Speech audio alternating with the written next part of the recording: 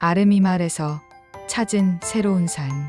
안녕하십니까? 오늘 여러분께 들려드릴 이야기는 삶에 지쳐 모든 것을 뒤로하고 낯선 땅으로 떠난 한 남성의 이야기입니다. 그곳에서 그는 4명의 여인을 만나 행복한 가정을 꾸려나가는 놀라운 여정을 경험하게 됩니다. 어떻게 4명의 여성과 혼인이 가능한지, 그 배경과 과정에 대해 편견 없이 귀 기울여 주시고 구독과 좋아요 부탁드립니다. 서울의 한복판 63층 오피스 빌딩. 밤 11시가 넘어서도 꺼지지 않는 형광등 불빛 아래에서 지우는 또다시 야근에 시달리고 있었습니다. 나날이 반복되는 야근과 회의, 끝없이 쌓이는 서류들과 성과에 대한 압박감은 그의 어깨를 짓눌렀습니다. 이 보고서 내일 아침까지 다시 작성해서 내놔. 상사의 욕설에 가까운 독설이 귓가에 메아리 쳤습니다. 몇 번이나 이런 상황을 견뎌냈는지 셀 수도 없었습니다. 후배와의 성과 경쟁에서 꾸역꾸역 버텨왔지만 그 모든 것이 어느 순간 무의미하게 느껴지기 시작했습니다. 허무감이 마치 무거운 사슬처럼 가슴을 조여왔습니다. 컴퓨터 모니터를 바라보며 지우는 자신의 인생을 돌이켜보았습니다. 35살 독신.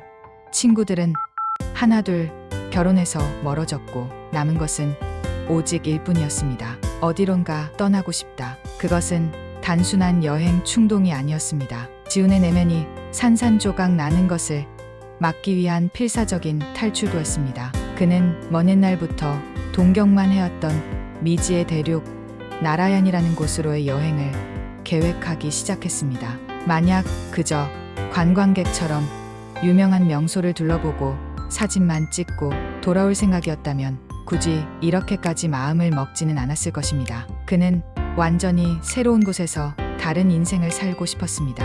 그리고 그 꿈을 실현하기에 한 번도 가보지 않은 땅만큼 적합한 장소가 없었습니다. 주변 사람들의 걱정과 비난이 섞인 목소리에도 지우는 흔들리지 않았습니다. 그는 아내도 아이도 없는 독신이었습니다. 지금이 아니면 영영할 수 없을 것이라는 예감이 들었습니다. 그리고 그 누구도 모르게, 그조차 몰랐던 어떤 예감이 마음 한구석에서 자라나고 있었습니다. 어쩌면 그곳에서 인생의 해답을 찾을 수 있을지도 모른다는 막연한 기대였습니다.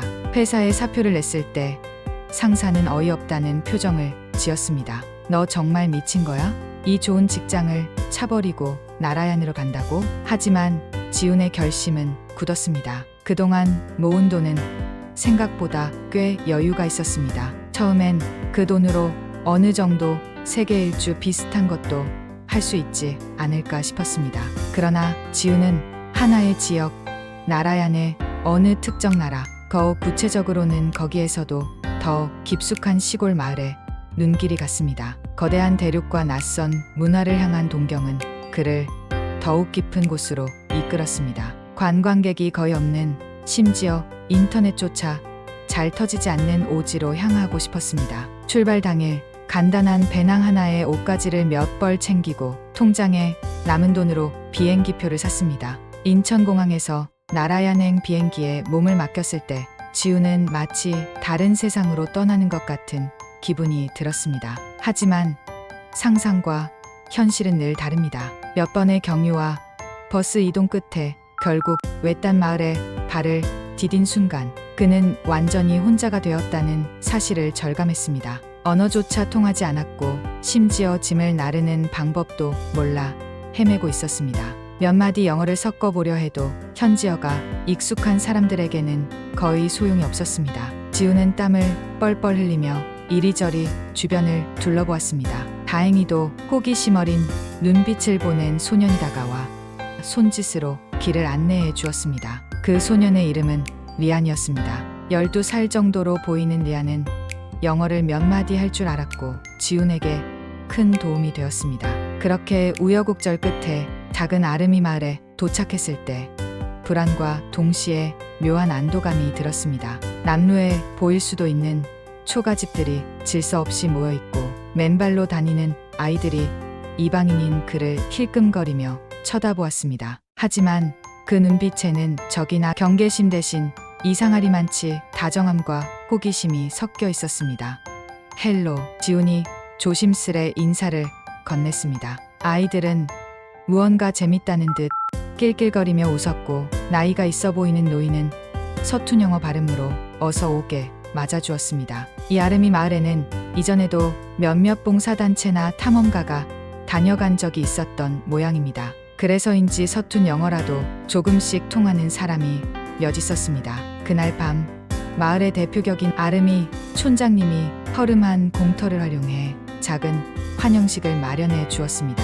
대충 해가 질 무렵이면 사람들이 하나둘씩 모여들었고, 마을 특유의 악기와 춤, 노래가 어우러졌습니다. 무심코 슬쩍 본 그들의 옷차림과 피부, 그리고 언어는 지훈에게 엄청난 이질감과 동시에 신비감을 안겨주었습니다. 내가 정말 낯선 땅에 도착했구나. 그는 스스로에게 새삼 확인하듯 중얼거렸습니다. 하지만 며칠이 지나고 나니 현실적 고충이 엄습했습니다. 음식이 입에 맞지 않았습니다. 매콤하고 짜면서도 알 수 없는 향신료 냄새가 코끝을 찔렀습니다. 위생 상태 역시 한국과 비교하면 꽤 위험해 보였습니다. 비위가 약한 지훈은 초반에는 거의 밥 한 숟갈 제대로 먹지 못했습니다. 하지만 마을 사람들은 자신들이 먹는 음식을 유별나게 챙겨주며 괜찮아, 먹어도 돼라는 눈짓과 몸짓으로 안심시켜 주었습니다. 그 따뜻함에 조금씩 적응해 가던 지훈은 약간의 배탈을 겪으면서도 점점 이곳 음식의 매력에 빠져들었습니다. 생전 처음 보는 식재료이지만 오히려 한국에서는 맛볼 수 없는 진한 맛이 있었습니다. 타피오카, 얌, 플랜틴 등의 식재료들이 만들어내는 독특한 풍미는 지훈에게 새로운 세상을 열어주었습니다. 특히 마을 여인들이 만드는 스튜는 정말 환상적이었습니다. 며칠이 지나자 젊은 여성들의 존재가 눈에 들어오기 시작했습니다. 처음에는 단순한 호기심이었습니다. 정말 신기하네. 이렇게 다르게 생긴 이방인이 있다니. 그들의 눈빛에는 경계심보다 흥미가 가득 차 있었습니다. 아름이 마을에서 남자는 여전히 적은 편이었고, 키나 외국 남자는 극히 드물었습니다. 그들은 귀한 손님인 지훈에게 마을 생활의 이모저모를 알려주기 시작했습니다. 생활에 필요한 기본적인 말부터 집안을 정리하고 씻는 방법, 물을 구해오는 요령, 그리고 옷을 빨거나 농사 짓는 방식까지 하루에도 몇 번씩 지훈을 찾아와 이렇게 하면 편해라고 몸짓으로 알려주었습니다. 그 가운데 그는 아리라는 여성을 알게 되었습니다. 20살쯤 보이는 아리는 밝고 활발한 성격으로 영어를 조금 할 줄 알았습니다. 그녀는 다른 여성들에게도 그가 무슨 말을 하는지 통역해 주곤 했습니다. 이건 물이야, 워터 아니야, 우리 말로는 티레야. 익숙하지 않은 현지어를 알려주기도 했으며, 동시에 그가 궁금해하는 것을 대신 물어봐 주기도 했습니다. 그녀가 가르쳐 주는 단어 하나하나에 지훈은 큰 재미를 느꼈습니다. 아, 이렇게 발음하는 거구나. 어설프게 흉내내는 그의 모습에 아리는 잘 웃었습니다. 그 웃음은 순수했고 해맑았습니다. 시간이 흐를수록 지훈은 아름이 마을 생활에 스며들었습니다. 말이 점점 통하기 시작했으며, 실제로 간단한 농사일을 돕거나 마을의 자비를 도맡아 해 주었습니다. 땡볕 아래에서 곡식을 수확하거나 가축을 돌보는 일은 상상 이상으로 고되고 힘들었습니다. 하지만 회사 책상 앞에서 느꼈던 정신적 스트레스에 비하면 몸이 힘들어도 마음은 오히려 편안했습니다. 매일같이 들리던 전화벨 소리와 상사의 질책도 들리지 않았고, 기약 없이 쌓이던 업무도 없었습니다. 오직 땀 흘려 일하고 밤이면 모닥불 주위에 모여 이야기를 나누는 단순한 삶.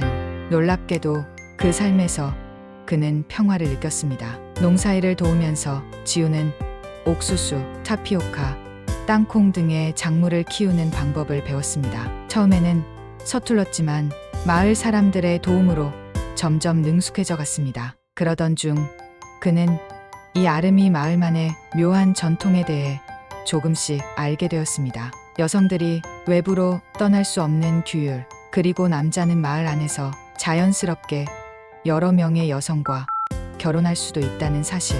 처음에는 믿기지 않았습니다. 어떻게 이런 문화가 가능하지? 하지만 마을 사람들에게 그것은 전혀 이상한 일이 아니었습니다. 결혼 자체가 이곳에서는 큰 축복이자 부족을 유지하기 위한 필수적인 제도였습니다. 남성의 수가 적은 탓에 일부다 처제가 자연스럽게 자리 잡았고 그게 오랜 세월 동안 관습처럼 굳어졌습니다. 아름이 촌장님이 설명해 주었습니다. 우리 부족은 오래전부터 이런 방식으로 살아왔어. 남자가 적고 여자가 많으니 한 남자가 여러 명의 아내를 둬야 모두가 행복할 수 있지. 처음엔 그저 그런 게 있구나 하고 넘겼지만 어느 날 마을의 한 노인이 은근슬쩍 물었습니다.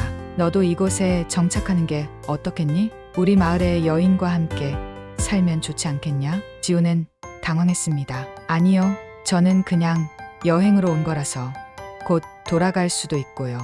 하지만 그의 대답을 듣는 노인의 표정은 마치 정말 그럴까? 묻는 듯 미소 지었습니다. 아마도 그들은 어느새 지훈을 가족같이 여기고 있었고 키나 젊은 여성들 몇 명이 지훈에게 호감을 표하고 있다는 사실을 간파하고 있었던 것입니다. 실제로 지훈도 점점 돌아가기 싫다는 생각을 하기 시작했습니다. 한국으로 돌아간다고 해도 다시 예전처럼 직장에 매여 살 자신이 없었습니다. 무엇보다 이제야 나를 찾은 느낌이 들었습니다.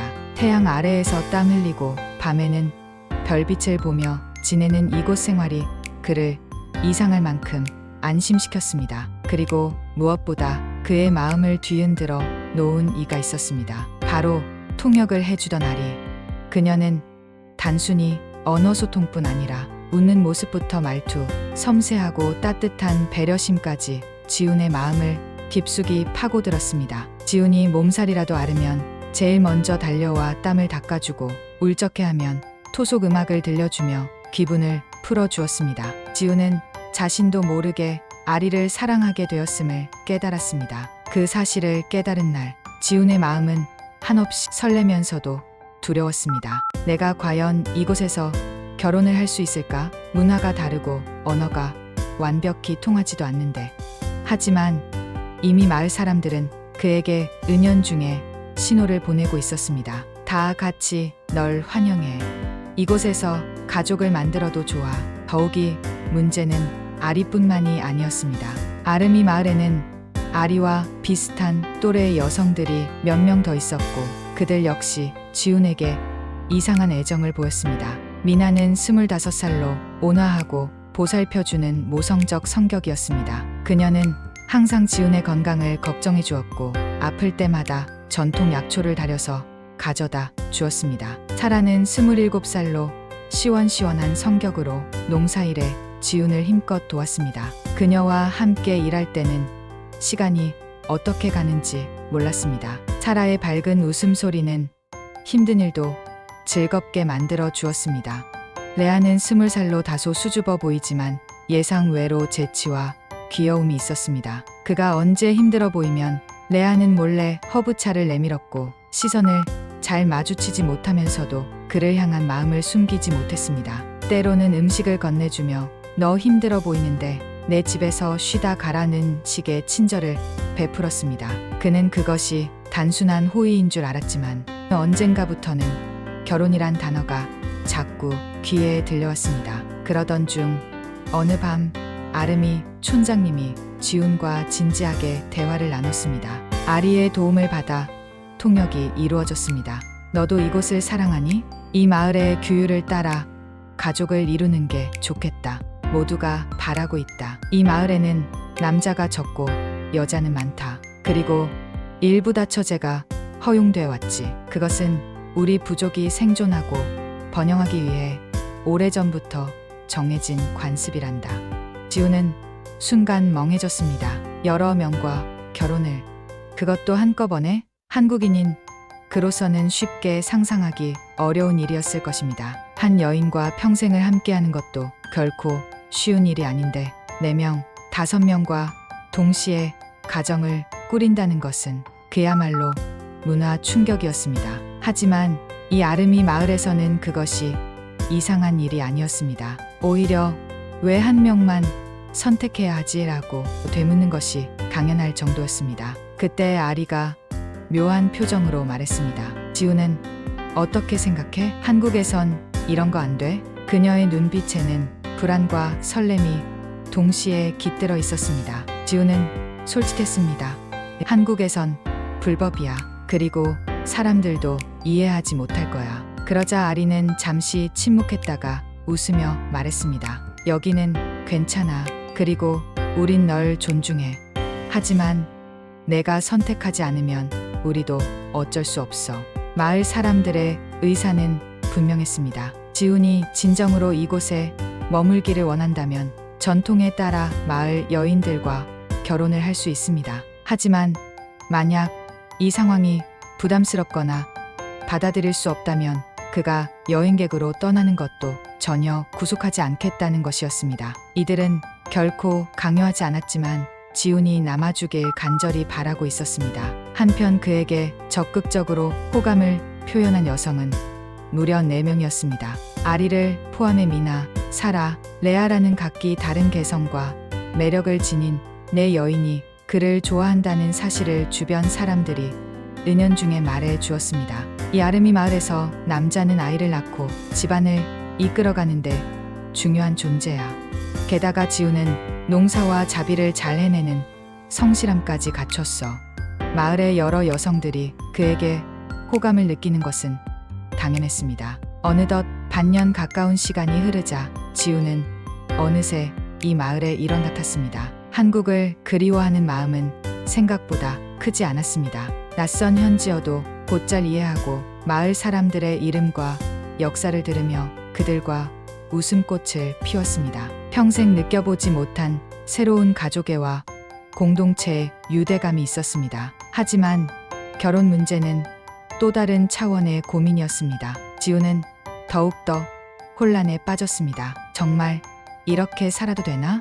그는 아리를 비롯해 3명의 여인에게 연애의 감정을 느끼고 있었습니다. 각자 다른 매력으로 그를 끌어당겼습니다. 아리는 그와 가장 잘 통했습니다. 언어적인 소통뿐만 아니라 마음의 소통도 잘 되었습니다. 그녀와 함께 있으면 시간이 어떻게 가는지 몰랐고 그녀의 지혜로운 조언은 항상 지훈에게 큰 도움이 되었습니다. 미나는 온화하고 보살펴주는 모성적 성격이었습니다. 마치 어머니처럼 따뜻하게 보살펴 주었고 지훈이 지칠 때마다 든든한 버팀목이 되어 주었습니다. 그녀가 만드는 음식은 정말 최고였고 아플 때 끓여주는 약초차는 만병통치약 같았습니다. 사라는 시원시원한 성격으로 농사일에 지훈을 힘껏 도왔습니다. 그녀와 함께 일할 때는 재미있는 이야기와 웃음이 끊이지 않았습니다. 사라의 밝은 에너지는 지훈에게 활력을 주었고 그녀의 솔직한 성격은 복잡한 상황을 단순하게 만들어 주었습니다. 레아는 다소 수줍어 보이지만 예상 외로 재치와 귀여움이 있었습니다. 그가 언제 힘들어 보이면 레아는 몰래 허브차를 내밀었고 시선을 잘 마주치지 못하면서도 그를 향한 따뜻한 마음을 숨기지 못했습니다. 레아의 순수함과 사랑스러움은 지훈의 마음을 녹였습니다. 마을 사람들은 자연스럽게 4명 모두를 아내로 맞이하길 권했습니다. 한 명만 선택하는 건 그들에게도 불공평하잖아. 그 말에 지훈은 속으로 한국 생각하면 있을 수 없는 일이지만 이곳에선 다르다라는 생각에 잠겼습니다. 고민 끝에 지훈은 아리에게 속내를 털어놓았습니다. 정말 내가 괜찮다면 나도 그러자. 아리는 웃으며 말했습니다. 난 이곳에서 자라났어. 이런 문화가 이상하다고 생각해 본 적 없어. 그리고 내가 4명 모두를 책임질 수 있다면 그건 오히려 영광스러운 일이야. 그 말에 지우는 결심했습니다. 그래, 이건 나라얀의 문화야. 내게 새로운 삶을 준 곳. 한국이 아니니까 한국의 제도에 얽매일 필요가 없잖아. 마을 원로와 사람들은 성대한 결혼식을 준비했습니다. 그 의식은 밤늦게까지 이어졌고 전통 복장을 입은 지훈과 4명의 신부가 함께 등장했습니다. 마을 사람들은 온갖 노래와 춤으로 축복했고 밤하늘의 별빛 아래 촛불과 횃불이 어우러져 환상적인 분위기를 자아냈습니다. 이건 꿈이 아닐까? 지우는 혼란과 설렘이 뒤섞인 감정 속에서 스스로에게 수없이 물었습니다. 하지만 분명히 현실이었습니다. 아리를 비롯해 4명의 아내들과 함께 마을 중앙에 서서 마치 오래전부터 짜인 운명처럼 손을 잡고 있었습니다. 그들의 눈빛에는 경계도 의심도 없었습니다. 오직 신뢰와 사랑, 그리고 함께 가정을 이루어 가겠다는 강한 의지만이 반짝이고 있었습니다. 결혼 후의 삶은 상상 이상으로 바빴습니다. 이곳은 여러 명과 결혼하는 것을 끝없는 축복이라고 부르는 동시에 끝없는 책임이라고 말합니다. 먹고 살기 위해선 농사도 해야 하고 때로는 가축을 키우고 시장까지 오가야 합니다. 4명의 아내들은 각자 역할을 분담해 성실히 일했습니다. 지훈 역시 가사와 육아를 책임졌습니다. 물론 육아와 살림은 여인들도 함께 나누어 했습니다. 늘 분주했지만 이상할 정도로 즐거움이 넘쳤습니다. 옆집에서 땅을 빌려 곡식을 심기도 했고 외부에서 구해온 물건을 마을 장터에서 팔기도 했습니다. 그런 일상의 반복 속에서 지우는 이게 함께 사는 진짜 의미구나를 몸소 체험하고 있었습니다. 한국에서라면 상상도 못할 4명의 아내와 한 남자가 만들어가는 가정.